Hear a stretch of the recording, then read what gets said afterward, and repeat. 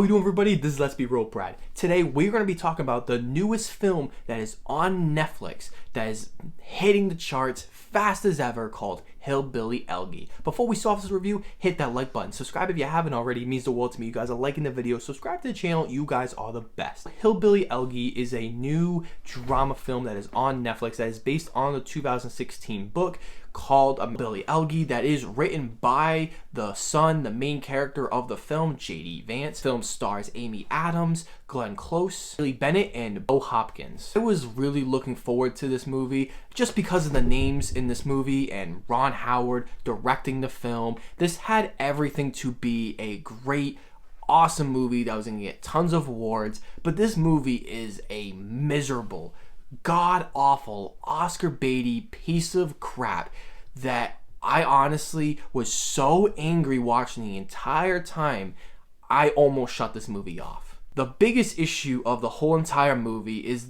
this movie doesn't really feel true to what actually happened. So the Hillbilly Elegy was praised by critics and many authors, but it was also very much criticized when it came out. And I think because it doesn't accurately portray what life was like during those times, during the area what he was in. And more presents itself as more of a personal struggle that you can just do it. You can just get out of this issues all by yourself, even though there's way more systematic issues that are actually happening and affecting most of those people in that area. Taking the weird, not so true source material that parts of it are true and parts of it do sound a little exaggerated, not taking away the issues that our main character and person, J.D. Vance, has gone through.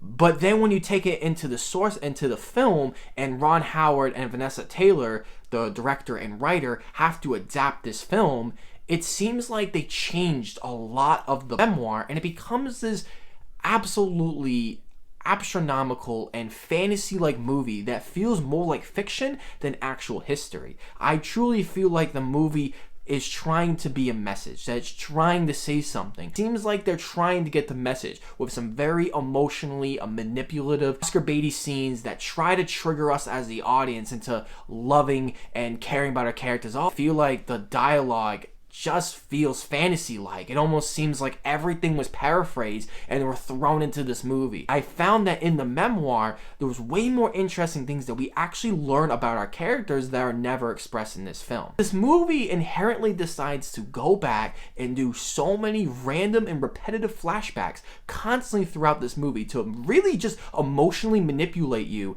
and just tell you the same things over and over again, but never really learning about the characters. Every flashback feels like it's trying to be an Oscar baity scene. The movie is truly Hollywoodized to the actual T, to the point where this movie almost felt like a fantasy of someone's emotions that they didn't know how to handle growing up, and so they wanted that in a memoir. So then the filmmakers took their own liberties, made this an Oscar baity film, and this movie is just a mess from the source material, from the filmmakers. There's so many sequences that feel completely unrealistic that I was shaking my head and literally yelling at the screen, which I normally don't do, but it was just so aggravating and so agitating that the movie really wants you to believe that this is how things went. And some of it doing a lot of research, yes, but some of it is completely off. And reading a lot of the research, there's so many great pieces of information that I really wish were in this movie.